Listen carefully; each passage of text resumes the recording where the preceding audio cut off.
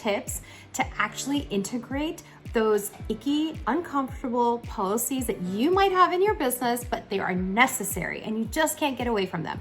Your onboarding time. The onboarding time is so essential. It is so key because at that time, you are having that conversation with a potential new client for the first time. That is a time when you're also sharing with them your energy, your vibe, and also the way your business runs and the way your value systems are, and if they feel the alignment with you. So the potential new client onboarding first consultation call is super important for any business.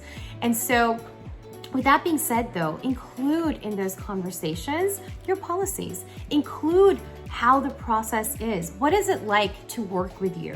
What is it like if something were to go bad? How would you handle it? And how do you expect your client to handle it? And what should they be expecting from you at that point? That call might take a little bit longer than your normal call, but it's essential to share these kind of facts and frequently asked questions that you might be having in your business, or areas where you're just like, gosh, that was really terrible. I never want to experience that again. So let me figure this out to make it better. And the one way to figure it out and to make it better so you're not repeating the uncomfortable history that you might have encountered, or the history that was just kind of detrimental to your business, is to include it in the potential new client initial consultation, whether it's the first one or the second one, but it's before you basically say, okay, I'm sending you my contract, because there you can actually share with them, hey, this is how the process is. This is what we do. This is how it's supposed to be. Now, in the event there's a cancellation, this is how I handle it.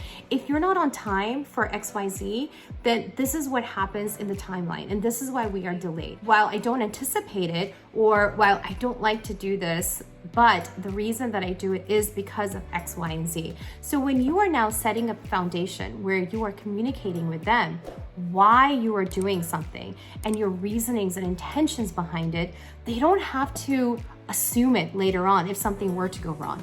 They don't have to figure it out because you've already shared it with them. There is clear communication, there's transparency in the process, and there's also an understanding why you are doing what you're doing. So it's very important that the potential new client or the initial consultation that you're having, that you share this information with them. You share the process with them. You share those situations where they may be uncomfortable, but this is how we handle it to make sure that you're okay, we're okay, and we're gonna be fine. So make sure in the first consultation, you're having those conversations.